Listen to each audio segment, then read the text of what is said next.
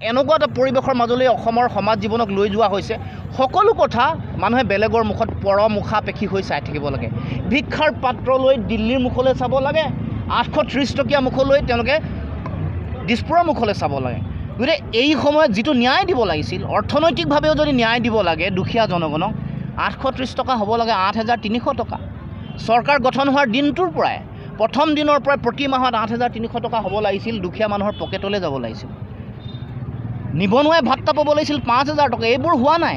কিন্তু কেৱল মাত্ৰ যিহেতু ক্ষমতাকান্দ্ৰিক অৰ্থ সৰ্বোচ্চ বা বগা ভাত ছটিয়াই ক'লাকাউৰীক আমন্ত্ৰণ কৰা ৰাজনীতি, নীতিহীন এটা ৰাজনীতি, আদৰ্শহীন এটা ৰাজনীতি। গতিকে গণতন্ত্ৰ জীয়াই থাকিব কেনেকৈ, সুস্থ শক্তিশালী গণতন্ত্ৰ প্ৰতিষ্ঠা হ'ব কেনেকৈ, সেই সপোনৰ গণতান্ত্ৰিক ব্যৱস্থা, তাৰ সপোনৰ অসমখন কেনেকৈ পাম, কেতিয়া পাম? নিশ্চিতভাৱে আমি পাব লাগিব। এইবাৰ পাম। গুণগত ৰাজনীতি পৰিৱেশ কেতিয়া আহিব? নে কেৱল মাত্ৰ এই সূতা কম্বল আন কথা বতৰাৰ পিছত এটা লিগেলাইজভাৱে তেওঁলোকে মানুহক ভোট কিনাৰ যিটো ব্যৱস্থা, ভোট কিনাৰ ব্যৱস্থাটোক তেওঁলোকে এটা লিগেল প্ৰক্ৰিয়াৰ মাজত সোমোৱাই লোৱাৰ যিটো চিন্তা, ইয়াৰ পৰা কেতিয়া সমাজ উত্তৰণ হ'ব? আমি তেনেকুৱা ব্যৱস্থা বিচৰা নাই, অসমৰ ৰাইজে নাই বিচৰা। অসমৰ ৰাইজে বিচাৰিছে এই গোটেই কথা বতৰাবোৰৰ পৰিত্ৰাণ। আমি এতিয়া অসমৰ ৰাইজ এনেকুৱা এটা প্ৰক্ৰিয়াৰ মাজেৰে জীৱন নিয়াব লগা হৈছে, বিনামূলীয়াকৈ তেওঁলোকে চাউল পোৱাৰ পিছত 60 টকাত তেওঁলোকে আলু খাব লগা হয়, 80 টকাত তেওঁলোকে পিঁয়াজ কিনিব লগা হয়, 160 টকাত মিঠাতেল খাব লগা হয়। এয়া কিয়? এই প্ৰশ্ন মানুহৰ মাজলৈ আহিছে। তিনিগুণকৈ খাজানাৰ মূল্য কিয় বৃদ্ধি হ'ল আগতকৈ? কৰ কাটল কিয় বৃদ্ধি হয়? বিনামূলীয়াকৈ গেছৰ কানেকশ্যন দিয়াৰ পিছদিনাখনৰ পৰা গেছৰ মূল্য কিয় বৃদ্ধি হয়? এই প্ৰশ্ন মানুহৰ মাজলৈ আহিছে। এইবোৰ কেতিয়া মানুহে ইয়াৰ উত্তৰ পাব? শক্তিশালী জাতীয় অৰ্থনীতিৰ ভেটি কেতিয়া সুদৃঢ় হ'ব? কেতিয়াকৈ আহিব? আমি কেতিয়া প্ৰতিটো বস্তু অসমৰ মানুহৰ উঠি অহা নতুন প্ৰজন্মৰ হাতত উৎপাদনশীল চৰিত্ৰ কেতিয়া দিব? প্ৰডাক্টিভ কেৰেক্টাৰটো কাঢ়ি নিয়াৰ কাৰণে দায়ী কোন? চৰকাৰ। ভিক্ষাৰী কৰাৰ মানুহক ভিক্ষাৰী হোৱাৰ যিখন জাল কোনে ৰচনা কৰিছে? চৰকাৰে। এইবোৰ সময়ৰ অৱসান কেতিয়া হ'ব? সুদিন কেতিয়া আহিব? নতুন সূৰুজৰ কিৰণৰ ছাঁত জিৰাবলৈ অসমৰ উঠি অহা নতুন প্ৰজন্মই জাতীয় জীৱনে কেতিয়া সুযোগ পাব? গতিকে জাতীয় পুঁজিৰ বৰভেটি শেষ, তহিলং। আৰু আনফালে 830 টকীয়া। যদিহে শক্তি সক্ষমতা আছে, যদিহে জাতিৰ উৎপাদনশীল চৰিত্ৰ যদি আজিহে দিব পাৰিলে হয় হাতত, তেতিয়াহ'লে 830 টকাটো 8300 টকালৈ পৰিৱৰ্তন হ'ব। সম্পদৰ ওপৰত নিয়ন্ত্ৰণ কেতিয়া আহিব? সম্পদ আমি কেৱল মাত্ৰ অসমৰ পৰা সম্পদ লুণ্ঠনে হৈ থাকিব, নে অসমৰ জনগণে সম্পদৰ পৰা তেওঁলোকে পাব লগা সম অধিকাৰ, সম্পদৰ ওপৰত আমাৰ নিয়ন্ত্ৰণ অসমৰ মানুহৰ? মোৰ মাটিৰ তলত সম্পদ আছে অথচ নিয়ন্ত্ৰণ নাই, সম বিতৰণ নহয়, ইয়াৰ ন্যায্য প্ৰাপ্তিৰ যিটো বিষয় এইটো মূল্য নাপাওঁ। ফেডাৰেল ব্যৱস্থাৰ মাজত আছোঁ। যুক্তৰাষ্ট্ৰীয় ব্যৱস্থাত ৰাজ্য এখনে ইয়াৰ জনতাই, ইয়াৰ জাতিসত্তাই পাব লগা অধিকাৰ কেতিয়া পাব? মাটিৰ ওপৰত থকা পানীৰ ওপৰত অধিকাৰ কেতিয়া হ'ব? অসমৰ জনগণে, গাঁৱৰ ভূঞৰ মানুহে তেওঁলোকে পাব লগা জলসিঞ্চন কেতিয়া পাব? উৎপাদিত সামগ্ৰী তেওঁলোকে বিক্ৰী কৰিবলৈ বজাৰ কেতিয়া পাব? নে চৰকাৰৰ যন্ত্ৰৰ, তেওঁলোকৰ দালালে, তেওঁলোকৰ চিণ্ডিকেট ৰাজত জড়িত হৈ থকা ব্যক্তিসকলৰ চিণ্ডিকেটৰ কবলত পৰি আমাৰ ৰাইজে 600 টকাতে আজিও ধান বিক্ৰী কৰিব লাগে? প্ৰতি কুইণ্টেল ধানৰ দাম 600 টকা কিয় হৈছে? অৰ্থাৎ বজাৰৰ ওপৰত নিয়ন্ত্ৰণ নাই, বিপণন ব্যৱস্থাটো শক্তিশালী নহয়। এইবোৰ কেতিয়া পাব? আৰু প্ৰতিটো অৰ্থনৈতিক বিষয়ত, কৃষি নিৰ্ভৰ অৰ্থনীতি যিমান আছে, আমাৰ ইয়াৰ পৰা হাজাৰ হাজাৰ কোটি টকা ওলাই যায়। মাছ, মাংস, কণী, নিত্য ব্যৱহাৰ্য সামগ্ৰী, চাউল, আলু, দাইল, মিঠাতেল, সকলোতে উৎপাদনশীল চৰিত্ৰটো চৰকাৰে কিয় দিব পৰা নাই? চৰকাৰখনো ভিখাৰী, জনগণকো ভিখাৰী মানসিকতাৰে পৰিচালিত কৰিব খোজে। স্বাভিমানী, নিজকে নিজৰ ভৰিৰ ওপৰত নিজে থিয় হৈ কেৱল মাত্ৰ হাজাৰ হাজাৰ মানুহ গোটাই বিভিন্ন ধৰণে বাছ, টকা পইচাৰ দি তেওঁলোকৰ আগত আত্মনিৰ্ভৰশীল, স্বনিৰ্ভৰশীল সপোনৰ এটা সদাগৰ হোৱাই, যিসকল সদাগৰে চিঞৰি থাকে, সদাগৰে সপোন দেখুওৱাটোৱে আমাৰ কাৰণে আমাৰ ভৱিষ্যত নে? আমি নিজে নিজৰ ভৰিৰ ওপৰত থিয় হ'ম। নিজৰ ভৰিৰ ওপৰত থিয় হ'বলৈ অসমৰ ৰাইজে বিচাৰি আছে, জনতাই বিচাৰি আছে, ভাল শিক্ষা বিচাৰিছে, ভাল সংস্থাপন বিচাৰিছে, স্বনিৰ্ভৰশীলতা বিচাৰিছে। এই যে অবৈধ বিদেশীক লৈ সদায় ভোট বেংকৰ ৰাজনীতি, সাম্প্ৰদায়িকতাবাদ, এইবোৰ কেতিয়া চলিব? ধৰ্মীয় উন্মাদনা দি মানুহে যেতিয়া বিভিন্ন কথা বতৰাবোৰত যেতিয়া মানুহে প্ৰশ্ন উত্থাপন কৰে, যেতিয়া চৰকাৰৰ মহাশক্তিশালী যিসকল দায়িত্বত আছে মন্ত্ৰীসকলৰ, তেওঁলোকৰ নিজৰ বিভাগীয় যিবোৰ চাকৰি আছে, চাকৰি বাকৰিত যেতিয়া পদ ওলায়, তাত সকলো পদতে প্ৰশ্নকাকত ফাদিল হয়। দুৰ্নীতি, উঠি অহা ডেকা প্ৰজন্মসকলক ন্যায় কেতিয়া দিব? প্ৰতিটো পৰীক্ষাত যেতিয়া দুৰ্নীতিৰ চাৰিওফালে অভিযোগ আহে, স্বজন অভিযোগ আহে, প্ৰশ্ন কাকত ফাদিল হয়, তদন্ত হয়, তদন্তৰ কোনো উত্তৰ নাই, কোনো ধৰণৰ কোনো বিষয়া শাস্তি নাই। গতিকে এই সমস্যাসমূহৰ সমাধান লাগিব, বিদেশী নাগৰিকৰ সমস্যাৰ সমাধান লাগিব, অসম চুক্তি আখৰে আখৰে পালন কৰাৰ ব্যৱস্থা কৰিব লাগিব। অসম চুক্তিৰ 6 নম্বৰ দফা কাৰ্যকৰী কৰিবৰ কাৰণে তেওঁলোকে উচ্চ পৰ্যায়ৰ সমিতি দিলে। সমিতি দিয়াৰ পাছত সেই সমিতিয়ে প্ৰতিবেদন দিয়াৰ পাছতো দিল্লীয়ে এই প্ৰতিবেদন গ্ৰহণ কৰিবৰ কাৰণে তেওঁলোকৰ সময় নাই। ইয়াই অসমৰ প্ৰতি দিল্লীৰ দৃষ্টিভংগী। এই আইনখন অসমৰ জনতাৰ কণ্ঠক অৱজ্ঞা কৰি গণতান্ত্ৰিক এটা ব্যৱস্থা, এটা যুক্তিক গণতান্ত্ৰিক চেতনা, সংবিধান প্ৰদত্ত চিন্তা, ন্যায়িক কথা বতৰাক সকলো আওকাণ কৰি বিদেশী নাগৰিকৰ সমস্যাৰ পটভূমি ভাৰতবৰ্ষৰ আন প্ৰান্তৰ লগত অসমৰ একে নহয়। সাম্প্ৰদায়িক এখন আইন অসমৰ ৰাইজে মানি ল'ব নোৱাৰে। হিন্দু মুছলমানৰ নামত বিদেশীক ভাগ কৰিব নোৱাৰিব। এই কথা দাবী কৰাৰ পিছত, গণতান্ত্ৰিকভাৱে উত্থাপন কৰাৰ পাছতো জাপি দিয়া হ'ল। লক্ষ্য এটাই, দিল্লীৰ পংগু মেৰুদণ্ডহীন জাতিসত্তা এটাত পৰিণত কৰোৱা। বিদেশীৰ বোজা জাপি দিয়ে। চৰকাৰে কয় 5 লাখ, আমি বিশ্বাস নকৰোঁ। এইটো 25 লাখ হ'ব পাৰে, 50 লাখ হ'ব পাৰে। 5 লাখৰে যদি 20 লাখকৈ এটা সমষ্টিত সংস্থাপিত কৰে, 25টা সমষ্টিত ভাগ্য নিয়ন্তা হ'ব সেই 5 লাখ। চৰকাৰে কৈ থকা 5 লাখ বিদেশী। গতিকে 20,000 ভোটাৰে এটা দিশত যেতিয়া মতদান কৰিব, তেতিয়া সেই সমষ্টিটোৰ ৰাজনৈতিক সমীকৰণ, ৰাজনৈতিক গতিপথ কোনফালে গতি কৰে ৰাইজে জানে। গতিকে 20,000কৈ যদি এটা সমষ্টিত যদি সংস্থাপিত হৈ আছে বা সংস্থাপিত কৰে, তেতিয়াহ'লে 25টা সমষ্টিত ভাগ্য নিয়ন্ত্ৰণ হ'ব, ৰাজনৈতিক ক্ষমতা কুক্ষিগত কৰিব সেই শক্তিসমূহ। 25টা আৰু 25টা যেতিয়া চিট আহিব, তেতিয়া চৰকাৰ বনাব। অৰ্থাৎ এই যে ভয়াৱহতা, এই বিদেশী হওক, আপুনি মোৰ যিসকল ইয়াত মানুহ বসবাস কৰিছোঁ, যিসকল ভাৰতীয় নাগৰিক আছে, খিলঞ্জীয়া যিসকল ব্যক্তি আছে, সেইসকল ব্যক্তিৰ মাটি ভেটিয়ে দিব লাগিব। তেওঁলোকে বেলেগ ক'ৰবাত কাৰোতো কোনো মন্ত্ৰী বিধায়ক তেওঁলোকৰ লক্ষ লক্ষ বিঘা তেওঁলোকৰ পৈতৃক সম্পত্তি নাই, তেওঁলোকে যে তাত সংস্থাপিত কৰিব। আমাৰ চাকৰিবোৰ যে আপোনাৰ মোৰ চাকৰি বাকৰি তেওঁলোকৰ সন্তান সন্ততিয়ে লৈ যাব। গতিকে এই কথা বতৰাবোৰৰ কেতিয়া ৰাইজে উত্তৰ পাব? বান গৰাখহনীয়াৰ সমস্যা কেতিয়া সমাধান হ'ব? আমি বিচাৰি থকা এই যি জলসম্পদৰ ওপৰত আমাৰ অধিকাৰ, পানীক নিয়ন্ত্ৰণ কৰি ইয়াক জলসম্পদলৈ পৰিৱৰ্তন কেতিয়া কৰিব?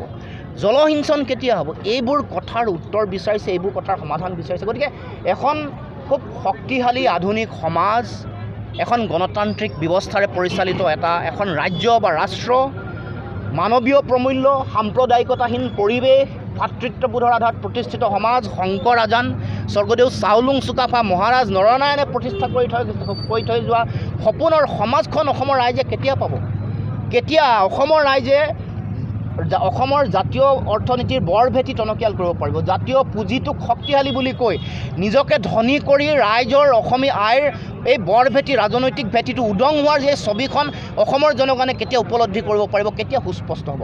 আমি সকলোৱে এই যে ঠিকা ঠুকলি, আমি 830 টকাৰ এইবোৰ মাজৰ পাশা খেলৰ মাজত আছোঁ, এইবোৰ নাইকিয়া কৰি নিজে নিজৰ ভৰিৰ ওপৰত থিয় হৈ অসম মাতৃৰ ৰাজকোষ, ৰাজভঁৰাল, জাতীয় পুঁজি শক্তিশালী কৰি পৃথিৱীৰ মানুহৰ আগত এটা শক্তিশালী স্বাভিমানী জাতিসত্তা হিচাপে প্ৰতিষ্ঠা কৰাৰ যিটো সপোন, এইটো কেতিয়া আহিব? এইটো আহিব, এইবাৰ আনিব লাগিব। সেইকাৰণে আমি এই মিছনটোক, এই চিন্তাটোক, এই ধাৰাটোক জাতীয় পৰিষদৰ এটা ৰাজনৈতিক দলৰ গণ্ডিৰ ভিতৰত ৰাখিব খোজা নাই। এইটো অসমৰ জনগণৰ সপোনৰ যাত্ৰা। এই যাত্ৰাত নিজে আত্মপ্ৰতিষ্ঠাৰ এই সপোনসমূহ অসমৰ ৰাইজে তেওঁলোকে গঢ়িব পাৰিব। ইয়াত প্ৰতিটো জাতি, জনগোষ্ঠী, ভাষা ভাষী, ধৰ্মাৱলম্বী লোকে সমন্বয়েৰে আগবাঢ়িব। জনগোষ্ঠীয় সমস্যাৰ এতিয়া সমাধান হ'ব। জনগোষ্ঠীয়ে বিচাৰি থকা আত্মপ্ৰতিষ্ঠাৰ সংগ্ৰামখনে এটা গতি পাব, শক্তিশালীৰ ওপৰত আগবাঢ়িব। গতিকে মই ভাবোঁ যে আগন্তুক দিনত সমগ্ৰ অসমবাসীৰ ৰাইজৰ প্ৰতি মই আহ্বান জনাইছোঁ, মই সশ্ৰদ্ধ প্ৰণিপাত জনাইছোঁ। এই পবিত্ৰ ক্ষণত সকলোৱে আশীৰ্বাদ দিয়ক, সকলোৱে শুভাশীষ দিয়ক। এই সপোন বাস্তৱায়িত কৰাৰ যিটো যাত্ৰাত মই যোদ্ধা হ'ব খুজিছোঁ, সৈনিক হ'ব খুজিছোঁ, আপোচবিহীন অসমৰ জাতীয় জীৱনৰ স্বাভিমানী যিটো চেতনা, সেই চেতনাৰ আদৰ্শত প্ৰতিষ্ঠিত এগৰাকী সৈনিক আৰু যোদ্ধা। গতিকে মোৰ অসমৰ ৰাইজে সদায় এইটো নিজৰ মিছন বুলি, নিজৰ যাত্ৰা বুলি তেওঁলোকে সকলোৱে যাতে সহায় সহযোগিতা দিয়ক, কঠোৰ সমালোচনা কৰক, তীক্ষ্ণ সমালোচনা, তেওঁলোকে, কাৰণ এই সমালোচনাসমূহ যাত্ৰাটোৰ কাৰণে আশীৰ্বাদ হ'ব। আৰু আমি সকলোৱে এইখন অসমত স্বাভিমান, গণতান্ত্ৰিক প্ৰমূল্য, সাম্প্ৰদায়িকতাহীন পৰিৱেশ তৈয়াৰ কৰি এটা শক্তিশালী সমাজ আৰু সভ্যতা যাতে আমি সকলোৱে প্ৰতিষ্ঠা কৰিব পাৰোঁ, সেই সপোন যাতে সকলোৰে সপোন হয়, সেই সপোনৰ অংশীদাৰ হ'বৰ কাৰণে সকলোৱে যাতে সুযোগ পায়, সেইকাৰণে অসম জাতীয় পৰিষদত সকলো ৰাইজে দলে বলে যোগদান কৰিবৰ কাৰণে মই আহ্বান জনাইছোঁ। মাটি ভেটি বিক্ৰী যিসকলে কৰিছে সেইসকলৰ লগত কিয় আছে মই অতি আচৰিত হৈছোঁ।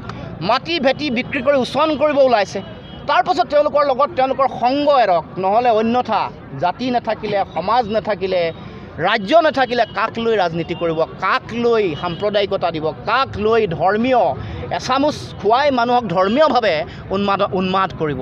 সেইবোৰ সামৰি আমি মানৱীয় প্ৰমূল্যৰে প্ৰতিগৰাকী মানুহে, প্ৰতিগৰাকী জনতাই এইখন পৃথিৱীত মানৱীয় চিন্তাৰে, গণতান্ত্ৰিক চেতনাৰে সমাজখনক আগবঢ়াই লৈ যায় আহক। এয়াই হ'ল অসমৰ ৰাইজৰ প্ৰতি এই মুহূৰ্তত পবিত্ৰখানত মোৰ আহ্বান আৰু মোৰ চিন্তা। ৰাইজৰ মাজত কিন্তু মোৰ যাত্ৰাৰ আৰম্ভণিয়ে ব্যতিক্ৰম, নহ'লেতো মই বিজেপিলৈ যাব পাৰিলোঁ। মোৰ কংগ্ৰেছত দিলে আপুনিয়ে কওকচোন, এটা টিকেট দিবৰ কাৰণে কংগ্ৰেছৰ তেওঁলোকৰ হাতত তেওঁলোকৰ নাই নেকি, সুযোগ নাই নেকি, বিজেপিৰ নাই নেকি? সেইটোৱে ব্যতিক্ৰম। মই যে এই যে এটা প্ৰত্যাহ্বানপূৰ্ণ কণ্টকময় পংকিল যাত্ৰা, মানুহে হয়তো ভালকৈ চোৱা নাই, ভালকৈ ক্ল'জলি যদি অবজাৰ্ভ কৰে, একেবাৰে নিখুঁতভাৱে যদি চায়, প্ৰত্যাহ্বান লৈছোঁ। কমফৰ্ট জ'নত মই থাকিব খোজা নাই। ছাত্ৰ সন্থাৰ সভাপতি হোৱাৰ সুযোগ আছিল, উপদেষ্টা হোৱাৰ সুযোগ আছিল, মুখ্য উপদেষ্টা হোৱাৰ সুযোগ আছিল, মই লোৱা নাই।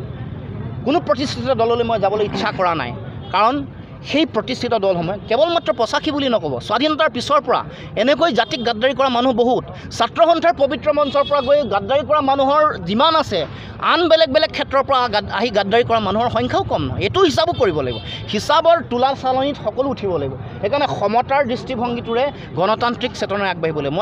আমি সেইকাৰণে ছাত্ৰ সন্থাই যেতিয়া সন্তান জন্ম দিয়ে ভাবে মাতৃগৰাকী এগৰাকী স্বাভিমানী হ'ব, আপোচ নকৰিব, দেশৰ কথাত আপোচ কেতিয়াও নকৰিব, কিন্তু প্ৰত্যেকে গাদ্দাৰী কৰিছে। সেইকাৰণে এটা আছিল মানুহৰ সদায় মোৰ ওপৰতো আশা আছে।